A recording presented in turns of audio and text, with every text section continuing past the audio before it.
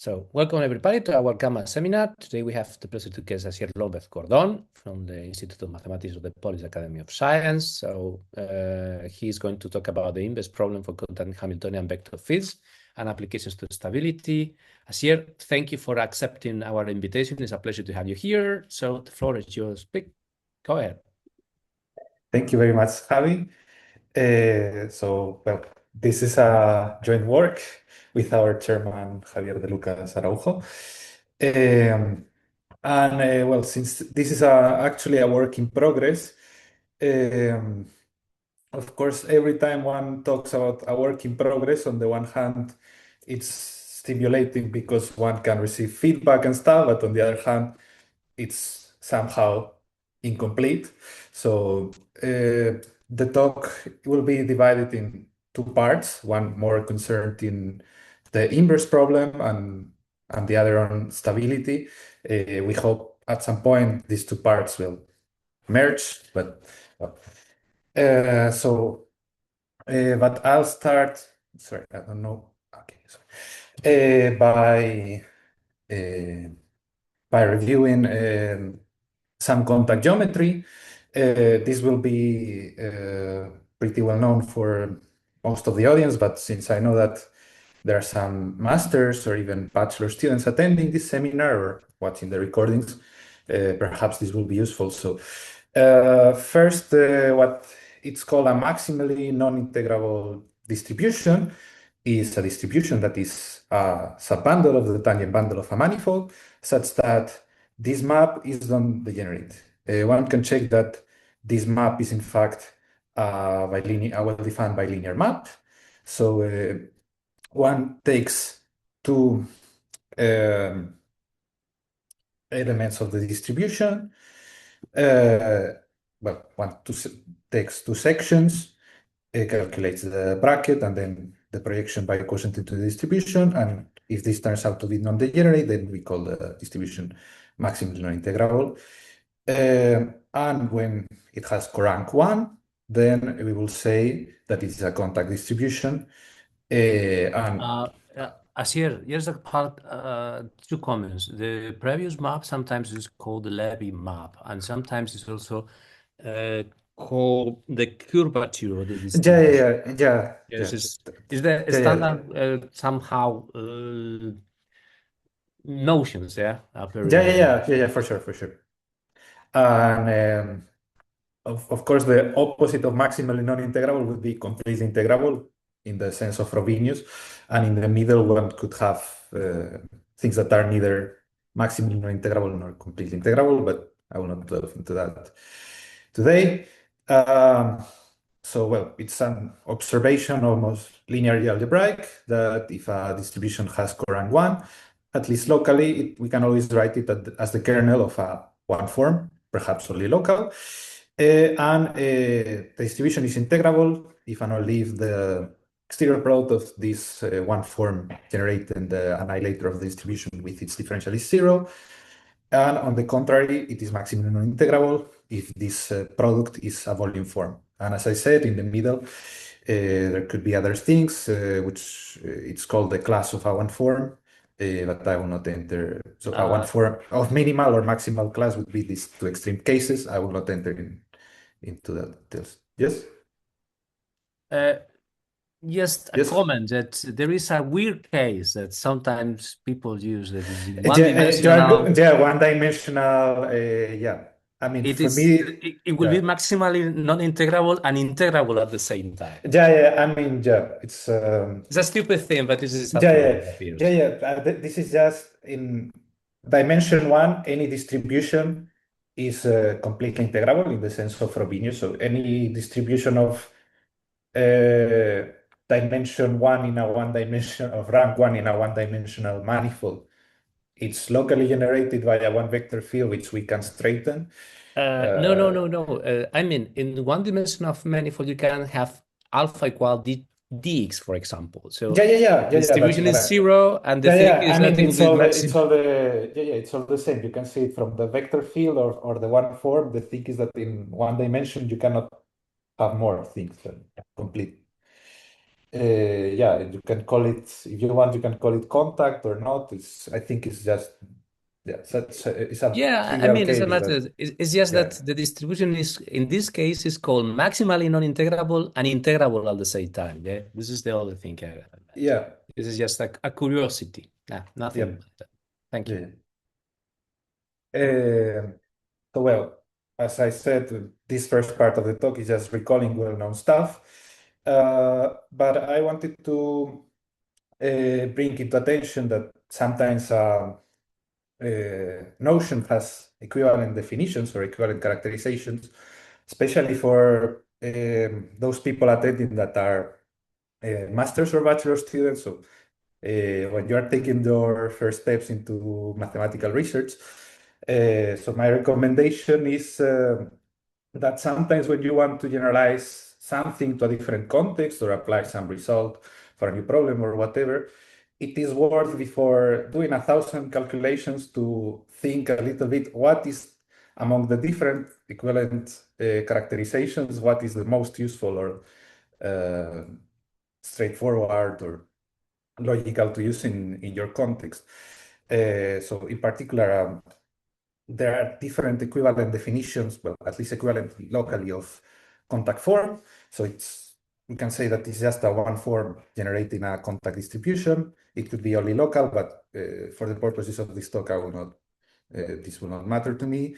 I could also say that it's a one form which the exterior product with its differential n times a volume form, or that it defines the following isomorphism of vector bundles, or that I can decompose the tangent boundary into the Wigneisium of the kernel of the one form and its differential, or I can lift it to the trivial bundle given by the manifold times the real line removing the zero, and this is a symplectic form.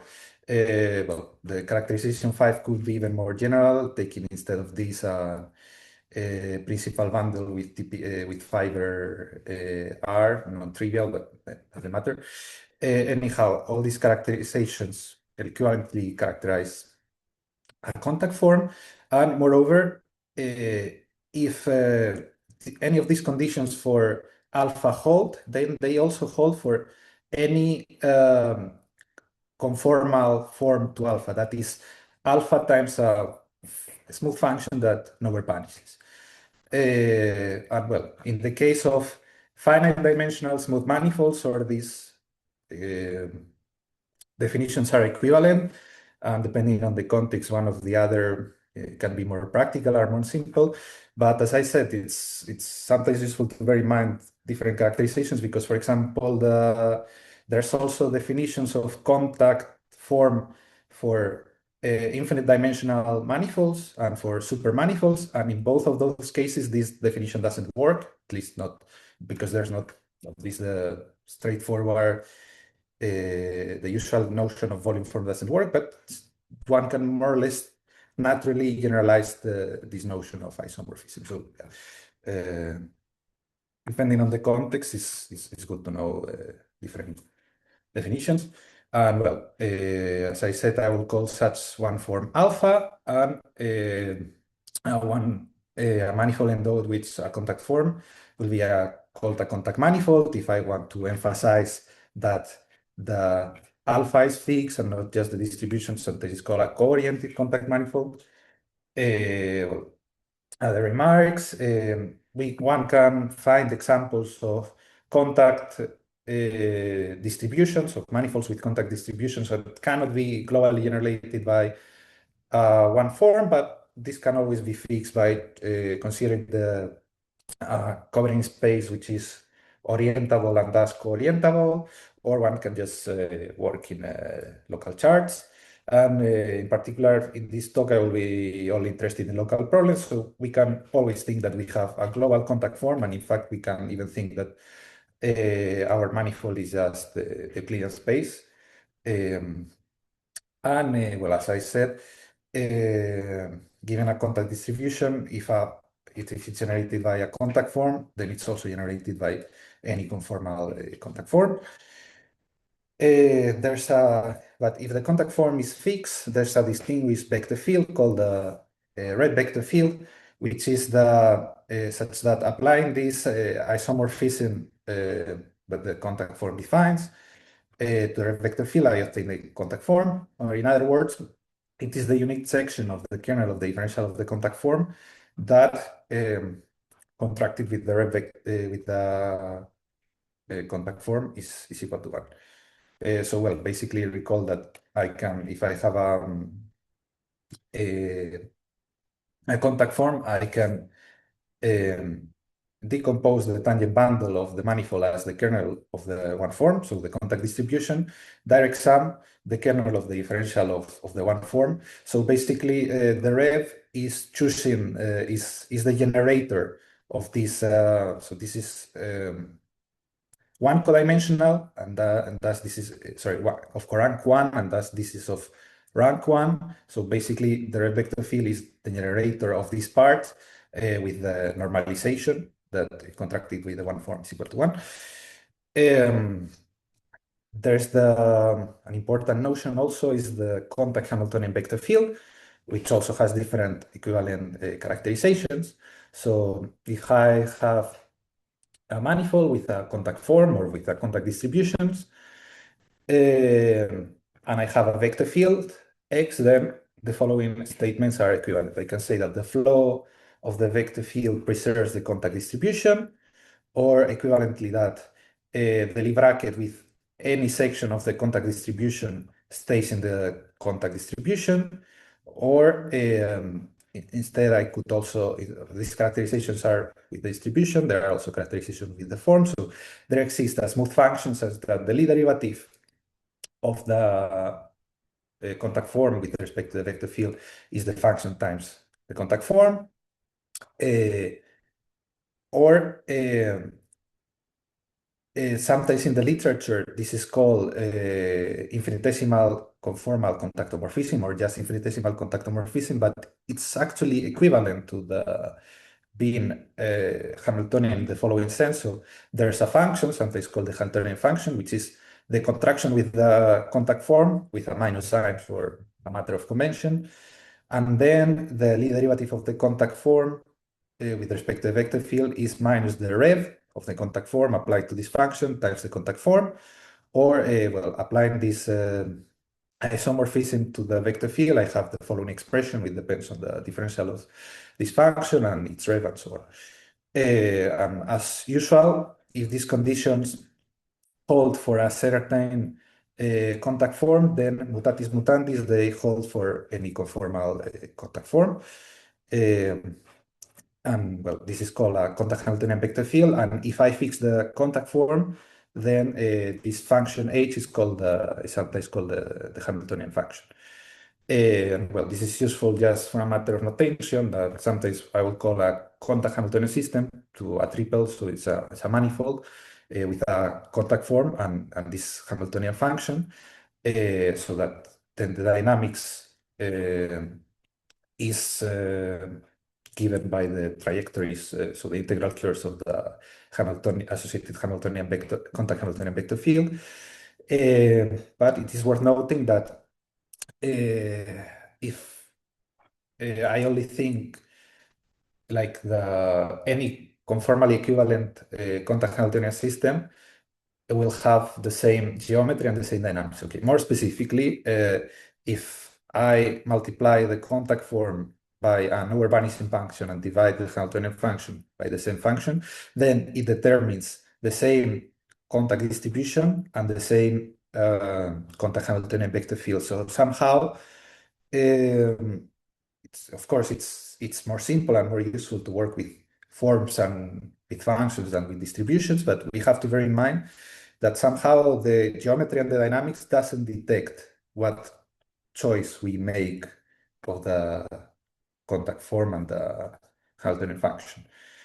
Okay, this was the introduction. Now, what I mean with the inverse problem. So, well, it has frequently genuinely and legitimately been asked, okay, because we have in the recent years, several of us devoted several papers and some people even PhD thesis to contact Hamiltonian systems and so on, but why do we really care about this? So are there really physically interesting examples that can be studied with this?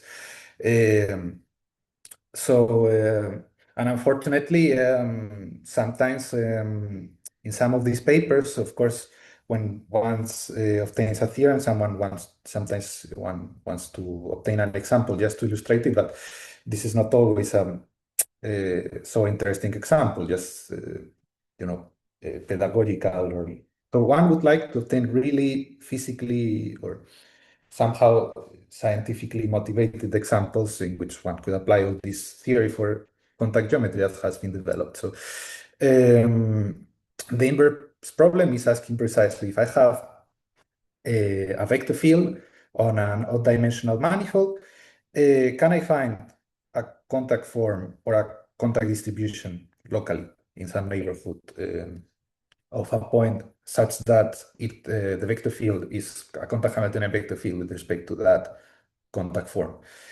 Well, and this depends on if I consider a neighborhood of a point where the vector field is nowhere vanishing, or the neighborhood of an equilibrium point.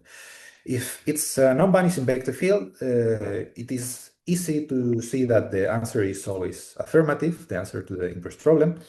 So a well-known result is the straightening theorem. I think sometimes it's also translated as rectifying theorem or something like that.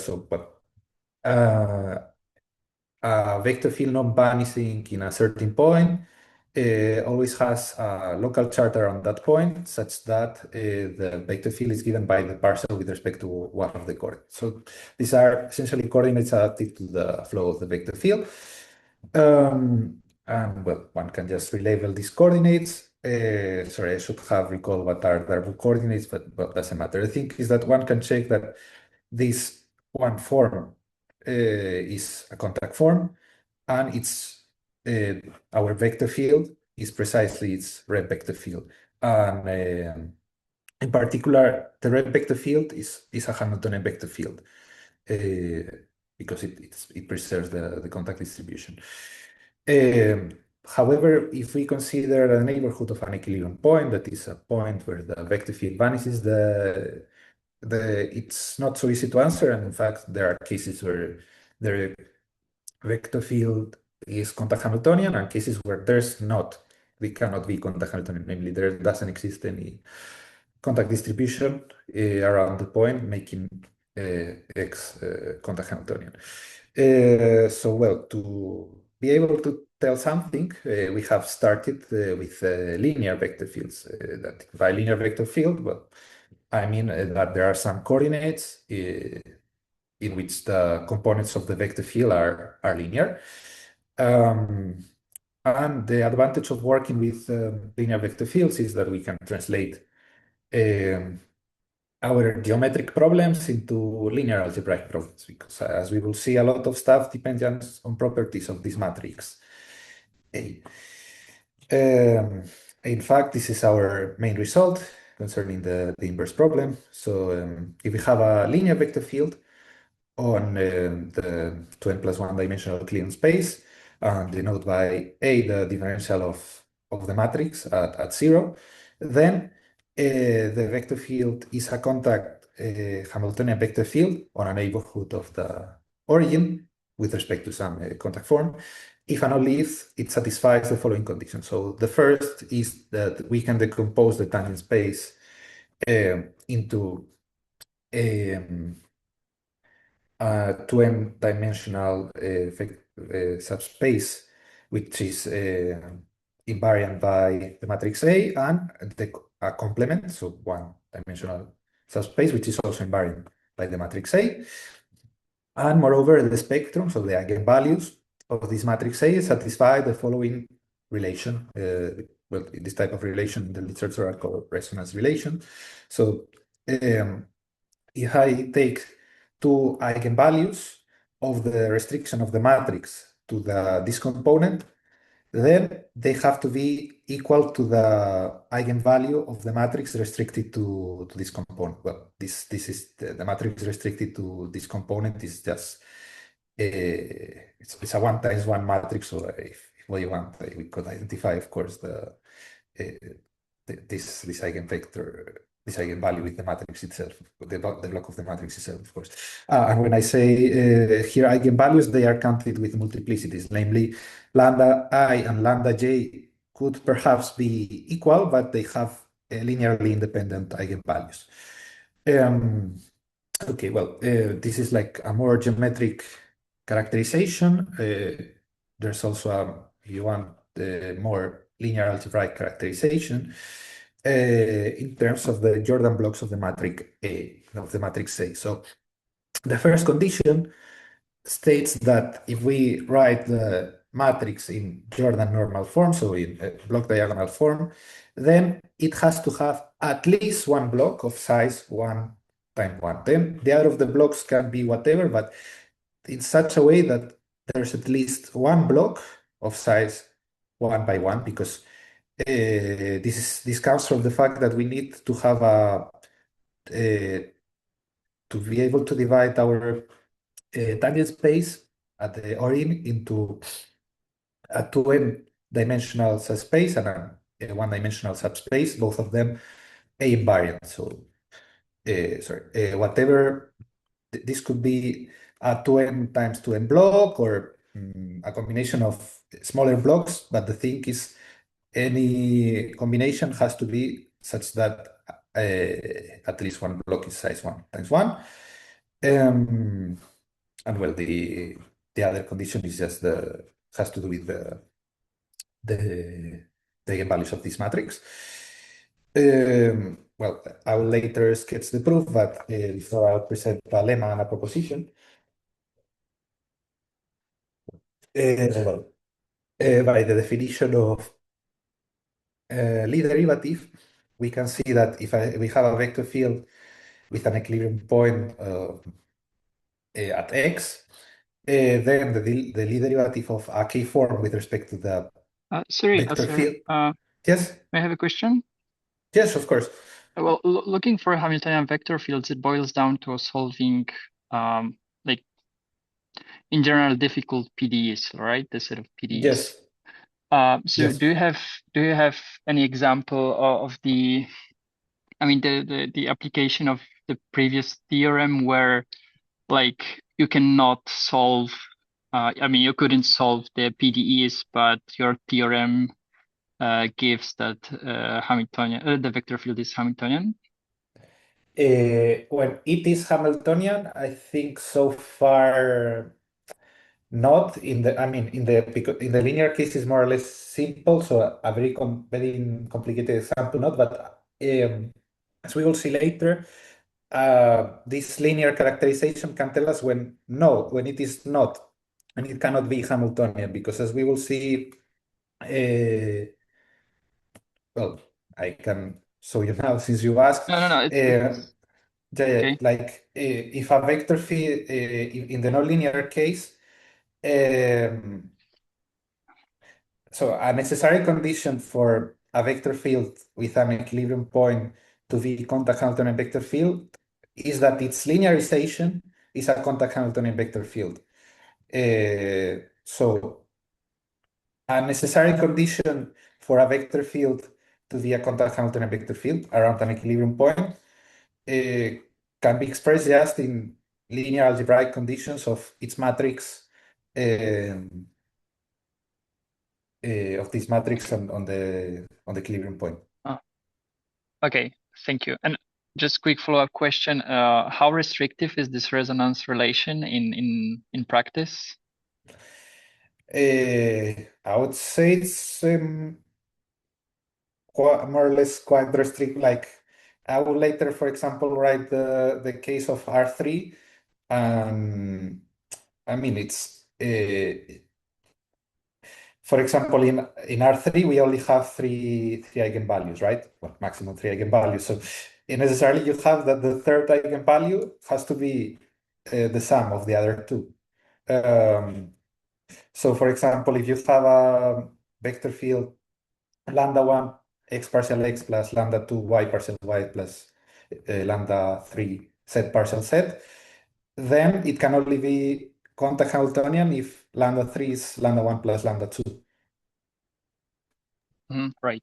Okay. Thank you very much. By the way, problem. there is something interesting to say, but this is called a resonance in the theory of dynamical systems. Yeah. The condition to be able to say that a vector field is contact, this necessary condition to be contact is indeed one condition that appears when vector fields cannot be put into the linearized form. You have a nonlinear and you're looking for a condition, a change of variable that put in a linear form is exactly the same. So it's quite curious that the condition showing the necessary condition to be contact is, as the resonance condition that does not allow you to put a nonlinear vector field into linear form. So this is a problematic condition, let us say. And it's not a weird one. It's something that naturally appears in the literature, this kind of. Yeah. I'm not say answering Barto's question. I mean, like, if you choose all the collection of vector fields, I guess you could even say it in some measure sense, like the majority will not satisfy this condition. Yeah, you could. So, but indeed. Okay, so one of the stuff that we will use to prove this is that if the Lie derivative of a differential form with respect to a vector field with an equilibrium point at x, at the equilibrium point, depends on the composition of the one form, of the K form in general, with of this matrix given by the differential of the vector field at the equilibrium point.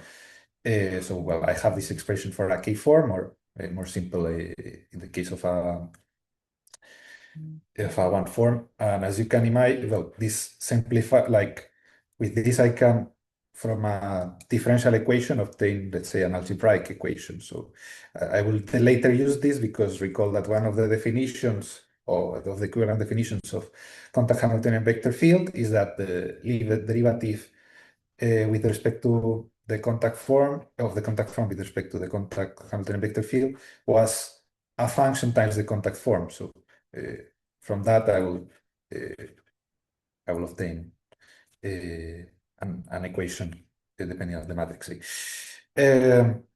Okay, an important result that we will also use in the proof of the main theorem is that nilpotent linear vector fields can never be contact Hamiltonian. So more specifically, if I have a linear vector field on the odd-dimensional Euclidean space, and its matrix, given the matrix given by its differential, is a nilpotent matrix, then this means being nilpotent. If I write a nilpotent matrix in the Jordan normal form, I can see that the corresponding vector field, it will be of this form. So for vector fields of this type, they can never be contact Hamiltonian, except the trivial case that our vector field is just the zero section. Of course, the zero section is contact Hamiltonian vector field, but not very interesting one. And well, one proves this basically if it would be contact Hamiltonian with respect to some contact form, then it would be a solution, the corresponding contact form would be a solution of this PDE. But so I solve this PDE and I see that there are no solutions that are non-degenerate in the sense that the intersection of the kernels of the one form with its differential are the zero section. So by contradiction, essentially.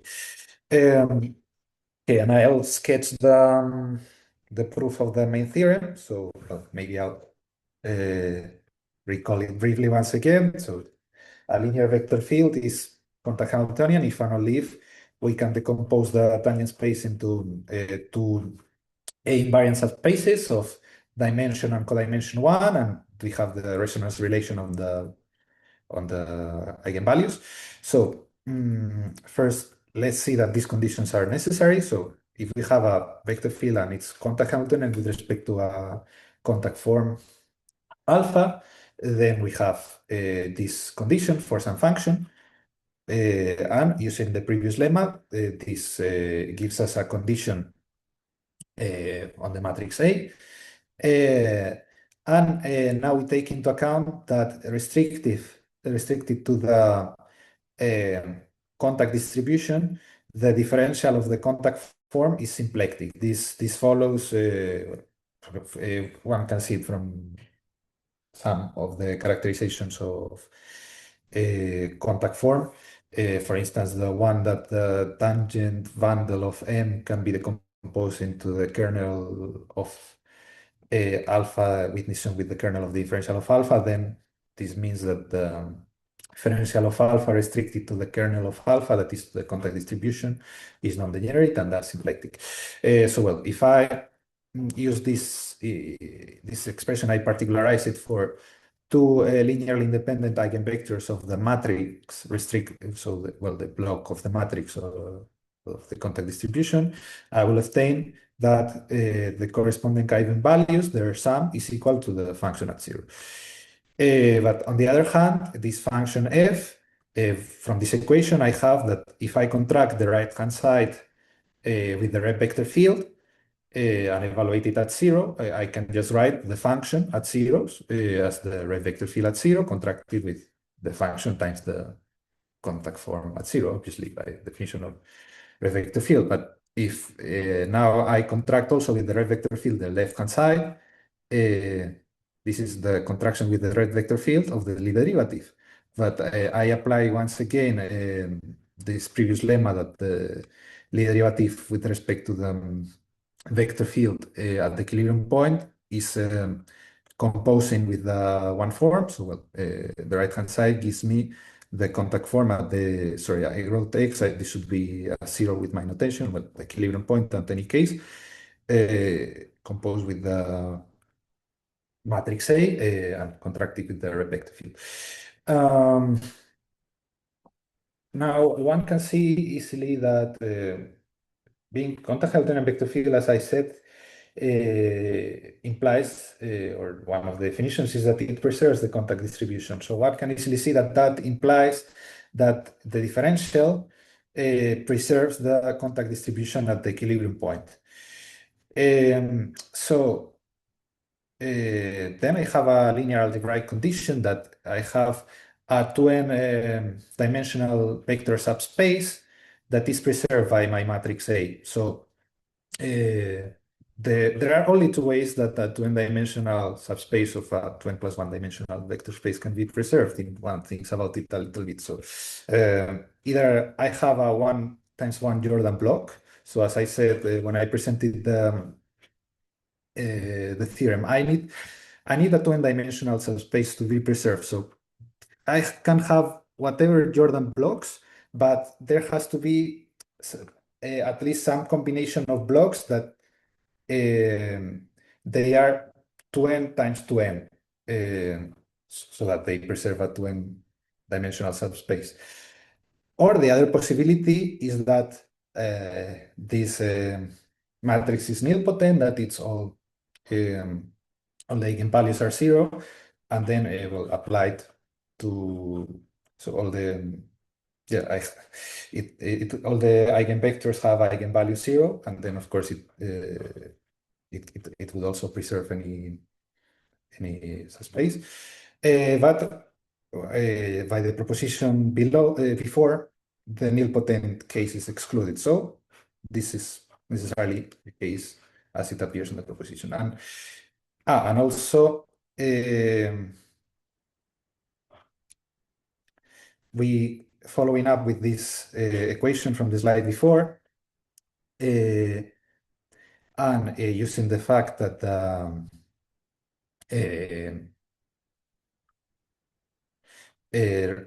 Reeb vector field contracted with the one form is 1, so non-zero. The Reeb vector field doesn't belong to the contact distribution, so it has to be on. So the only term that survives when I apply the matrix to the Reeb vector field is the one of this block. And from this I obtain that F0 is the eigenvalue of this block, and thus and combining it with this other equation, I obtain the resonance condition. Okay, now we will see that the conditions are also sufficient. So if we have a linear vector field, then we can find a local contact form, making it a contact Hamiltonian vector field. And in fact, this proof will be constructive, not only constructive, but let's say computationally doable. So because sometimes there are proofs, like for instance Darboux theorem or whatever, that we know that a certain system of coordinates exists, but computing them can be quite involved. In this case, it's a linear algebraic problem. So in reasonable dimensional spaces, it's pretty easy to do with a computer to calculate eigenvalues and so on. Okay, so I start by choosing linear coordinates around the equilibrium point. And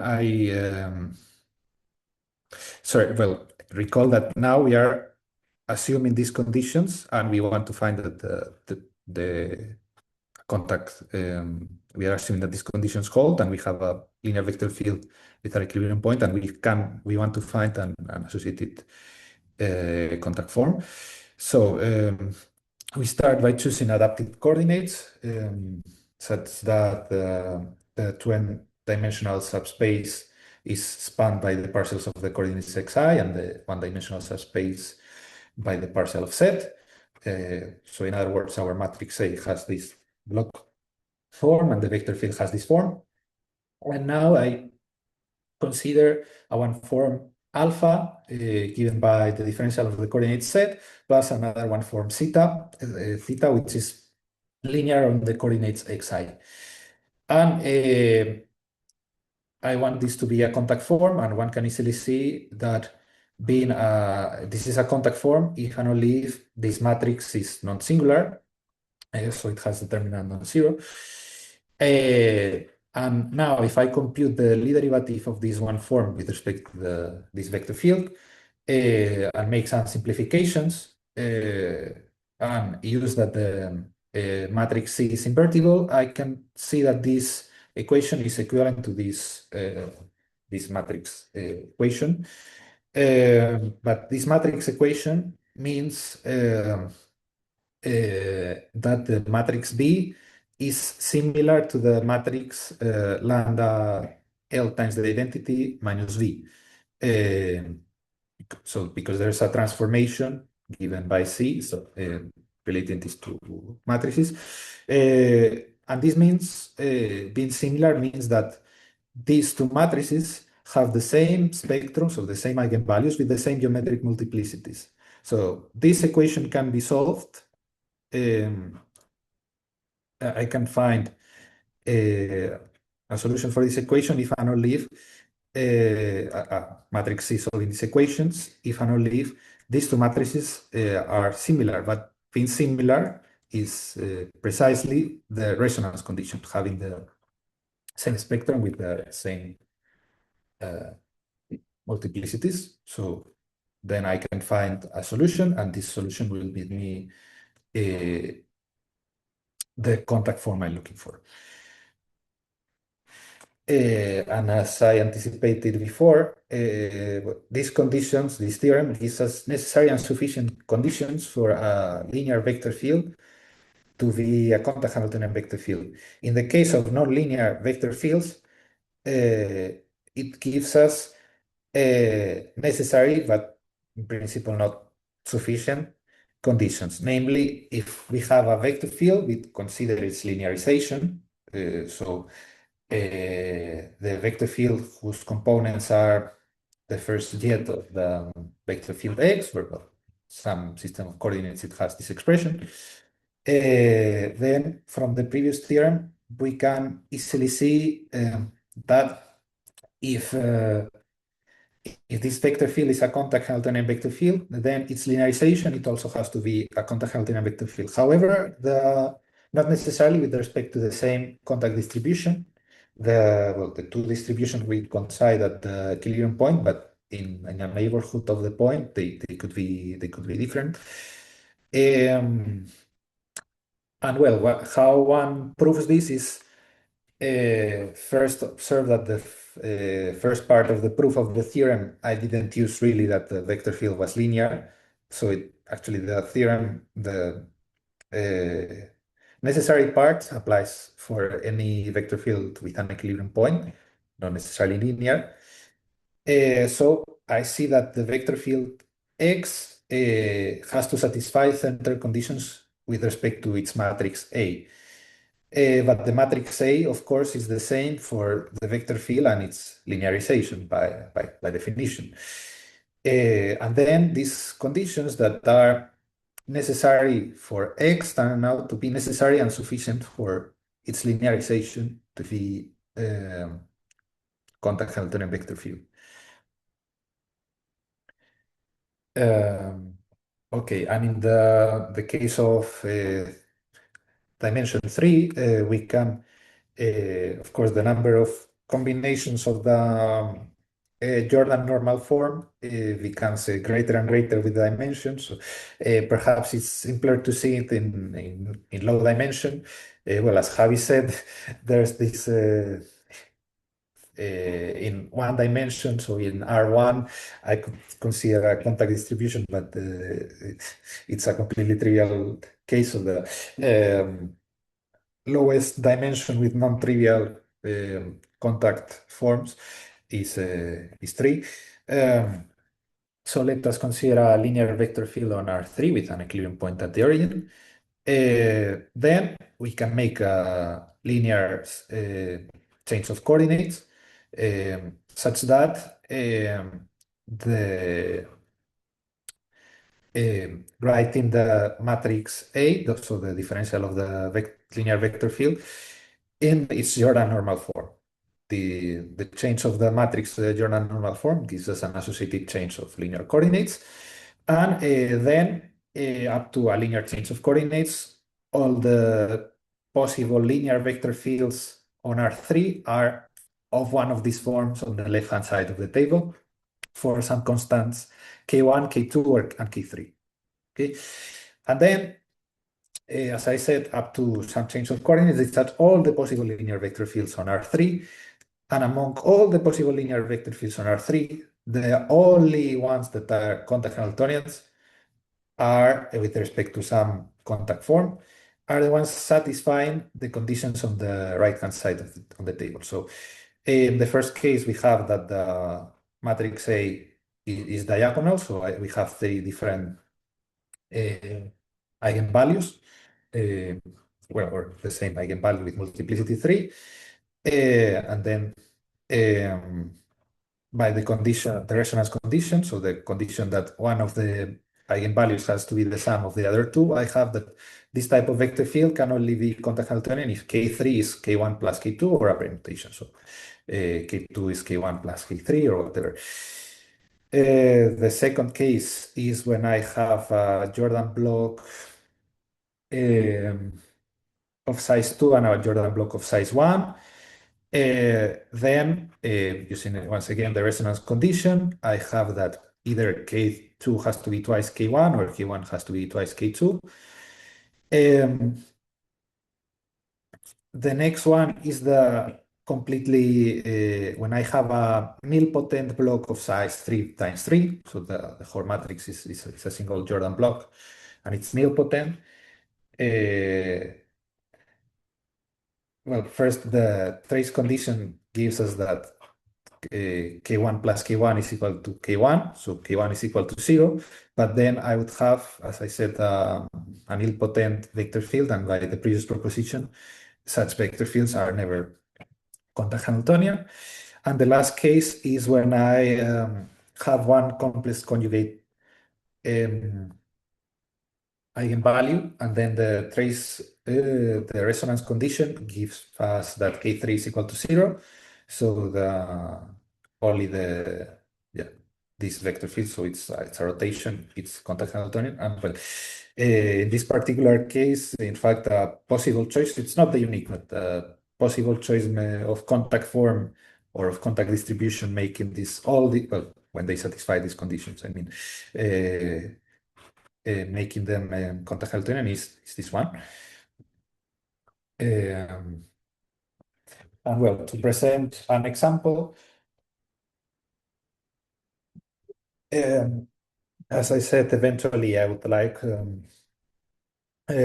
present a nonlinear example, but so far this is work in progress. So I'll talk about the linearization of the Lorentz system. So the Lorentz system is usually written in the literature of the following system given by three ordinary differential equations. Of course, in our geometric language, we can write it. We can say that it's a dynamical system given by the flow of this vector field on R3, where sigma, rho, and beta are some constants.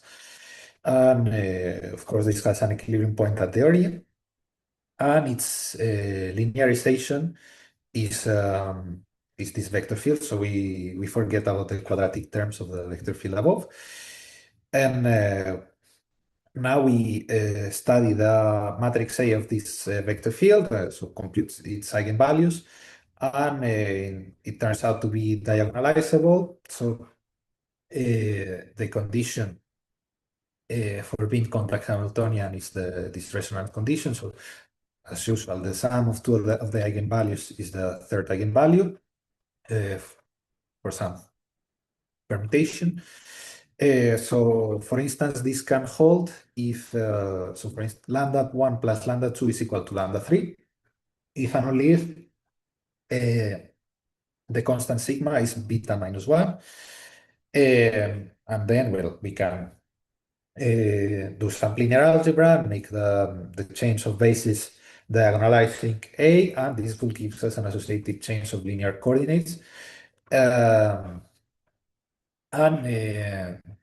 therefore, we can write the linearization of the Lorentz system in this simpler form. And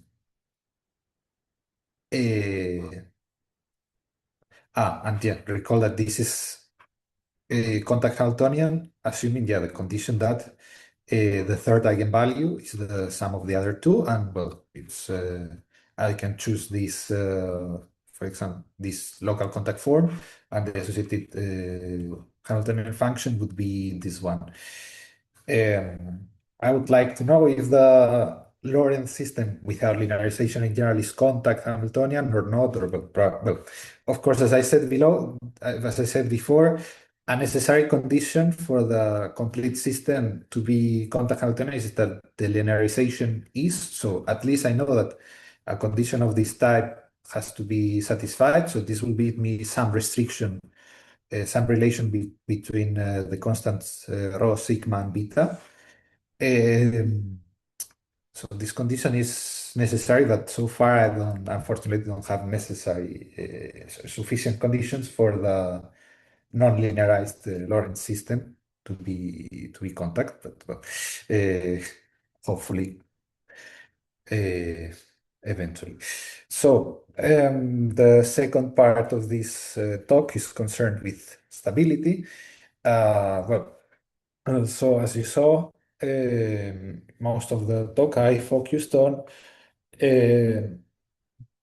vector fields around an equilibrium point, because we saw when we have an over-vanishing vector field, the fact of being contact locally, it's completely solved by the straightening theorem. So in relation with that, when we have an equilibrium point, we want to know if it's stable or unstable. So an equilibrium point of a vector field is just a point where it vanishes, or in other words, it's a fixed point of the flow of the vector field. We call it, well, in the literature, the definitions of stability and instability are usually defined for the Euclidean space, but using partitions of unity and so on, they can be extended for manifolds. So an equilibrium point is stable. The intuitive idea of a stable equilibrium point is that with the evolution, I will not go very far. If my initial condition is close to the equilibrium point, then the evolution of the system with time will not be very far from the equilibrium point. So more formally, I can choose two balls around the equilibrium point. So that if the initial condition is on a point contained in the ball with radius epsilon with radius delta, then with time it will not go out of the ball with radius epsilon. I can ask stronger conditions. So asymptotic stability is not only that it doesn't go far, but that any initial condition sufficiently close to the equilibrium point will eventually converge to the equilibrium. And well, then there are even more definitions, of course, like exponentially, like not only that it asymptotically converges, but how fast it does, and so on. But I'll not enter into that now. Well, and yeah, this can be using charts and partitions of infinity and so on. One can extend this to manifolds. One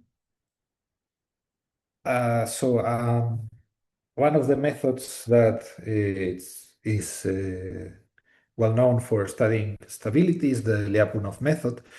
So, if one has a local function around the equilibrium point of a vector field which vanishes at the equilibrium point and it's positive on the neighborhood excluding the equilibrium point, and such that it's in time derivative, so its derivative with respect to the Lie vector field is non-positive on the points of the neighborhood excluding the equilibrium point, then the equilibrium is stable. And this, if this inequality is strict, then it's asymptotically stable. Well, and the function v is called a Lyapunov function or a strict Lyapunov function if it satisfies the conditions before. Okay, now I want to show how can contact Hamiltonian systems sometimes be used to construct Lyapunov functions. So for this, I will recall an additional notion.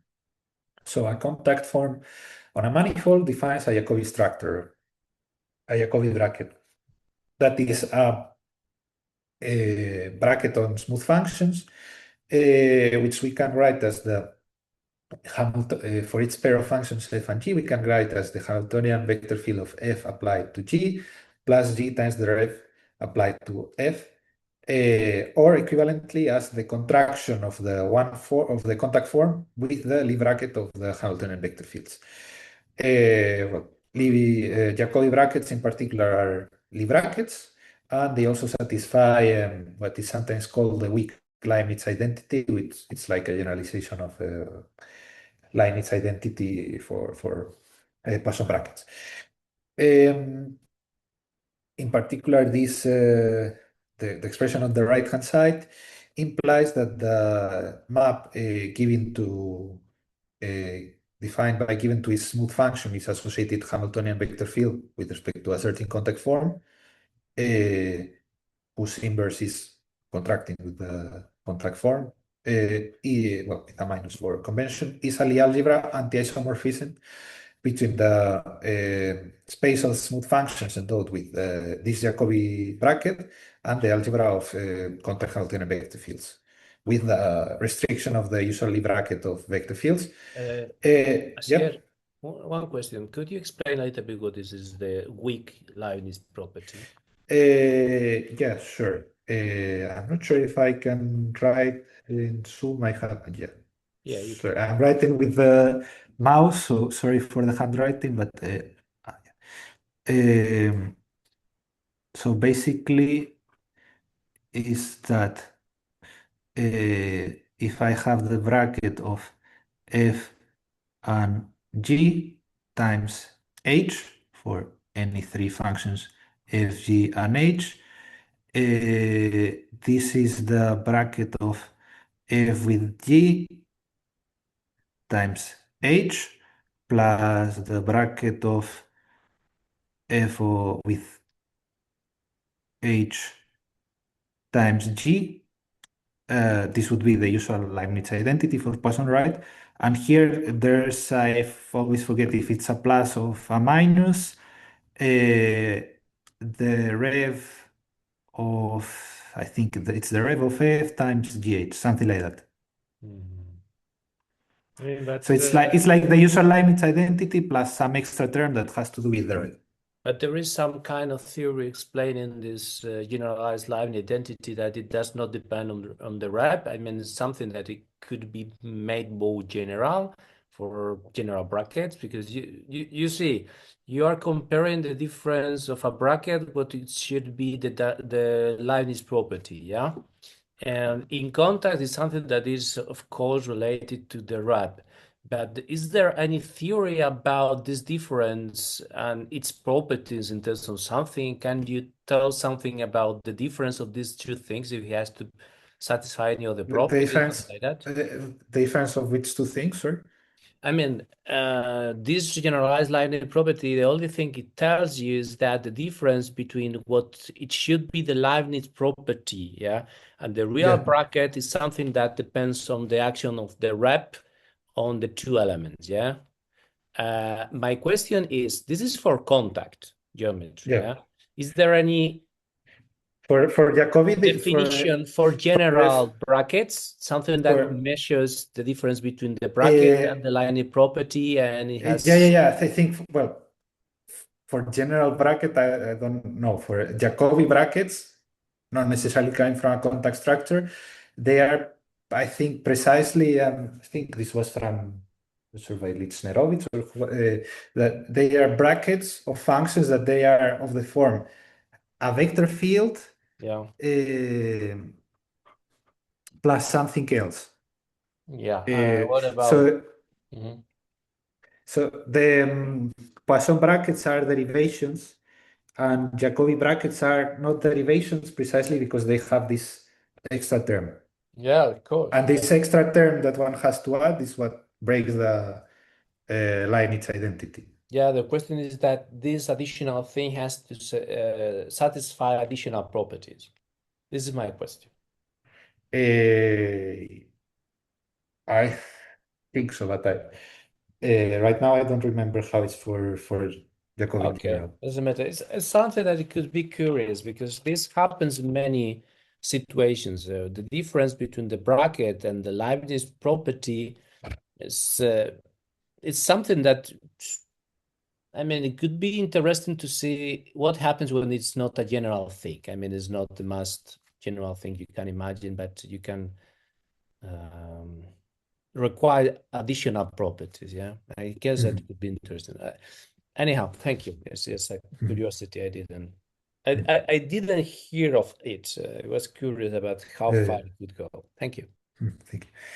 Well, sorry, I'm not sure whether I understood correctly your question, but like equivalent structure to conformal Jacobi structures are Kirillov structures. Maybe that's yeah, exactly. yeah.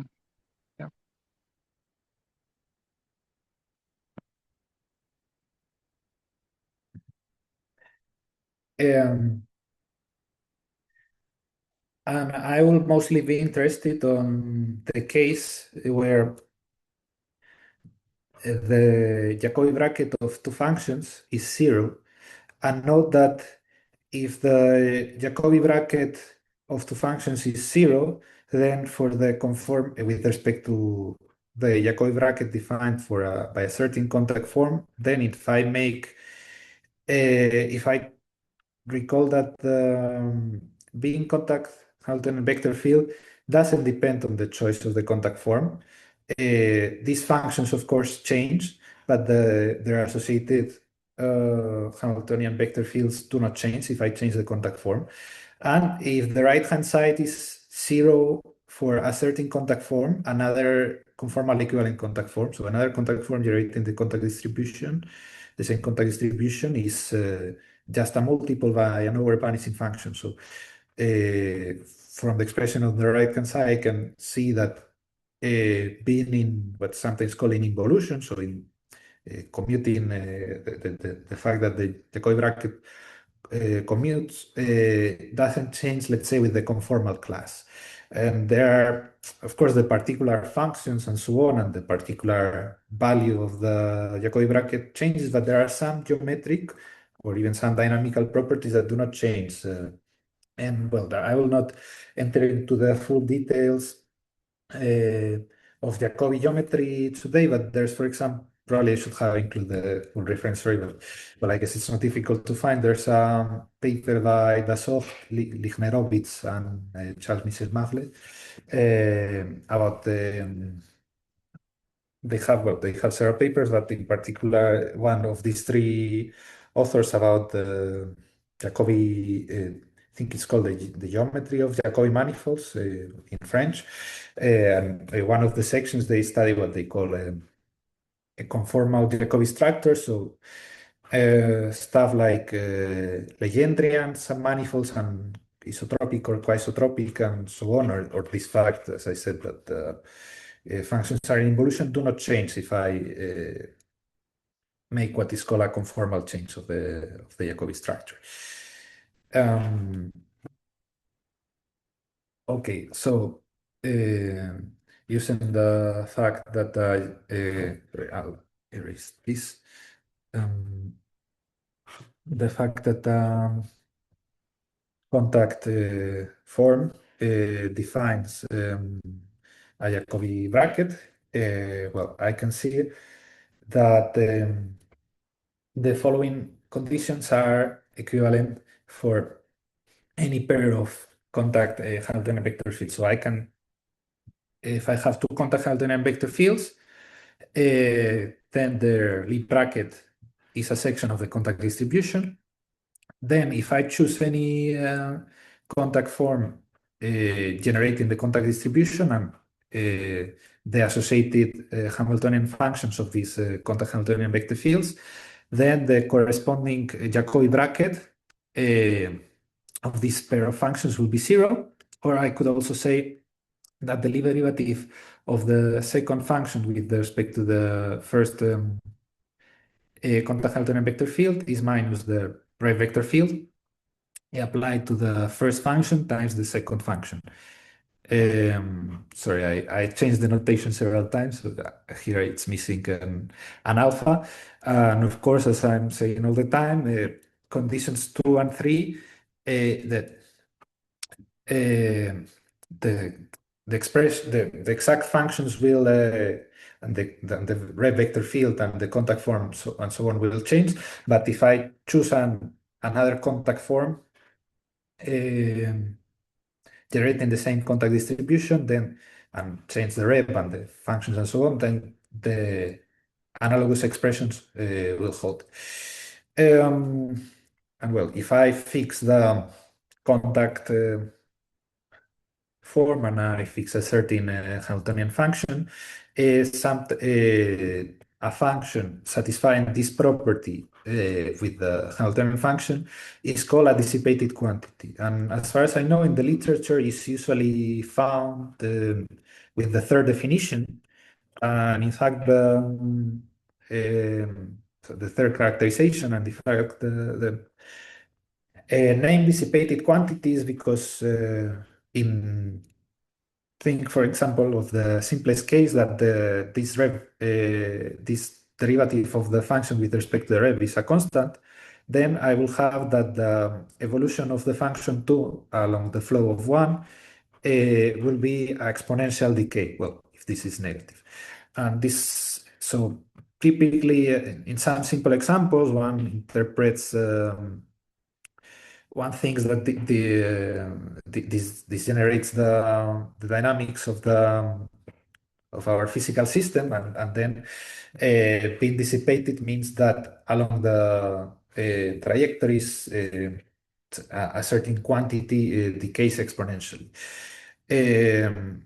This this notion is useful because the dissipated quantities are related with with symmetries and so on, and they can also be there's also a notion of completely integrable contact systems in the sense of Liouville, which uses dissipated quantities. However, I think that one should bear in mind that neither the geometry nor the dynamics care about the specific choice of the contact form that we make. So, of course, it's very useful and simpler to work with functions, but if the final result shouldn't depend on the particular choice of the contact form, in my opinion. So somehow this is simpler to calculate in some cases, but this is like more fundamental notion of dissipated quantity. Anyhow, for specific computations, we will fix the contact form. So we can use these associated dissipated quantities in some cases to construct Lyapunov functions. So if we have a contact Hamiltonian system such that the associated Hamiltonian function has an equilibrium point, and we have k dissipated quantities where k could be between 1 and the dimension of the manifold in principle, and that the red derivative of the Hamiltonian function at the equilibrium point is positive, and this equilibrium point is isolated in the intersection, is an isolated point in the intersection of the zero level sets of the dissipated quantities, then the equilibrium point is asymptotically stable. And well, using the Lyapunov theorem, basically what we do is construct a Lyapunov function given by the sum of the squares of the dissipated quantities, and the fact that this is a strict Lyapunov function follows from the assumptions of the dissipated quantities. Now I will make just some observations of how to check when indeed they are an isolated point. So first, a necessary condition is that the differentials are not linearly independent at the equilibrium point. And we see this by contradiction, because if they will be linearly independent, then the intersection of the zero level sets would be as a manifold. So this would contradict that it's an isolated point. And a simpler way to calculate it is using Lagrange multipliers. So we have k dissipated quantities vanishing at x0, such that k minus 1 of them are linearly independent. We can reorder them so that the first k minus 1 are the linearly independent ones. And then we write this function given by the non-functional independent one plus some constants times the others. And if this function turns out to have a strict extrema, so a strict maximum or minimum at the equilibrium point, then it is an isolated point on the intersection of the zero level sets. Well, I'm combining all these results. Yeah, we have that if these functions are dissipated quantities and they satisfy this condition of the being an strict maximum or minimum of this new function with the Lagrange multipliers, then the equilibrium point is asymptotically stable. And when I say Lagrange multipliers, I just mean choosing functions lambda such that the differential of the function g at the equilibrium point is 0. In other words, using that the differential of fk is linearly dependent of the differentials of the other functions, solving for lambda. And I will conclude with an easy example. the damped harmonic oscillator. So we have R3 with the canonical contact form and this Hamiltonian function, this Hamiltonian vector field, and we can check that this function is a dissipated quantity and that the intersection of the zero level set with the zero level set of the Hamiltonian is just zero as we need. And moreover, the Reeb derivative of the Hamiltonian is constantly equal to 1. So in particular, it satisfies the condition that it's positive at the equilibrium point. So by our theorem, 0 is an asymptotically stable equilibrium point of this system. So as I said, we would like to find some sufficient conditions, or at least be able to tell something more about the inverse problem in the nonlinear case around an equilibrium point. And we would also like to apply this theory regarding dissipated quantities and Lyapunov stability in more involved examples. And this is all that I wanted to say for today. Thank you. Thank you, Asier. Is there any comment, remark? Well, it would be nice. Yeah. Okay. Yeah, please, Bartosz, go ahead. Yeah, it would be nice to apply your results to the case when the Reeb vector field is a Hamiltonian vector field. I mean, when we restrict to the level set of the Hamiltonian function, and then right, the Hamiltonian vector field or Reeb vector field is just a reparameterization of the Hamiltonian vector field. And in the case of, I mean, it would be nice to apply these results in the case of restricted three-body problem or something similar, I think. But I don't really because the Reeb vector field is nowhere vanishing, so it doesn't have equilibrium points. So I don't really understand what is the problem that you mean. Okay, so maybe I need to rethink my question, but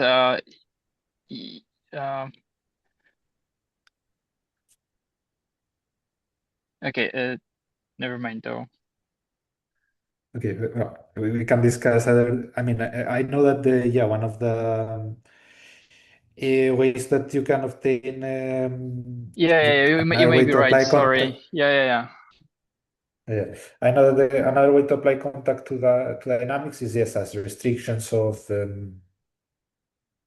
symplectic Hamiltonian dynamics, but I think this is of course, it's interesting problem, but it's a completely different thing because the Reeb by definition is nowhere vanishing. Yeah, so that's true. it doesn't have equilibriums, and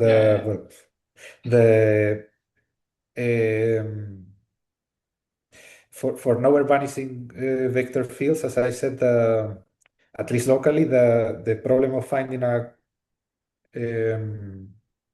contact form is completely solved by the straightening.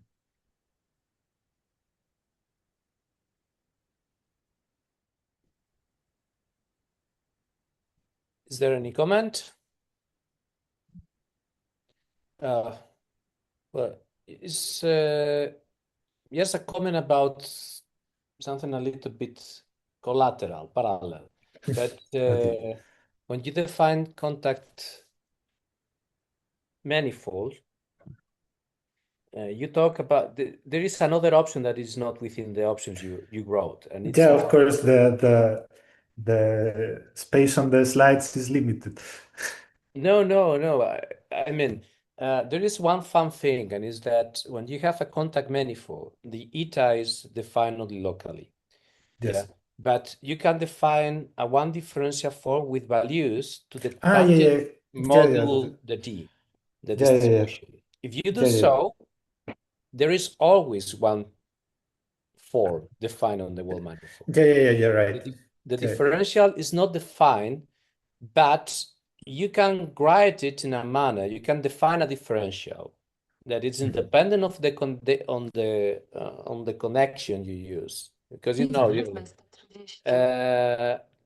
in such a manner that it will be well defined on the distribution, on vector fields of the distribution. The fun thing is that you can describe the whole manifold, and you can describe all the properties in the manifold, if it's contact or it is not contact, and all the additional stuff only by means of that. And it is equivalent to extending to the symplectic manifold, to the principal bundle, like Janus did, but without extending the problem. It's absolutely equivalent to describing. I know. You're completely right. Honestly, I forgot to mention that because of all the different characterizations, that is the one that I think I have never personally used. I'm aware of it. I haven't just personally used it in my research, but the thing is, right. I have used it, and it's pretty much in certain contexts I've been studying. It's much more powerful. The thing is, it is intrinsic because it's defined on the initial manifold. It does not rely on extensions. Indeed, the extension is something equivalent to it, but equivalent. No, it's not equivalent. It's something related to it. Everything done in the extension can be described in it. You don't have to change the manifold. And if you want, one day I will show you that you have connections with very important problems in differential geometry for other topics and other fields. In this manner, it's much more powerful than the previous one. Indeed, I can tell you after the break if you want. That is okay. I think that it could be more interesting, or at least alternative to what is done. Yeah, for sure. I know, for example, here at Timpan, we have another postdoc, Antonio Maglio, he did his PhD thesis with Luca Vitagliano and Alfonso Tortorella on shifted contact structures. So it's somehow defining contact structures in stacks and stuff like that. It's a different thing. But I think they use this definition that with contact structures understood as contact form with values on the. That could be as one form with values on a. No, it could be interesting. On a line bundle. That could be interesting because at the very end it's the same that Janus did, but in a more intrinsic manner. In certain cases, it can be related one-to-one, but you don't have to change the manifold, so it could be interesting to check. So, thank you. Is there any other question? No, so see you in a week. That we will have Małgorzata Flis. So, see you. Thank you.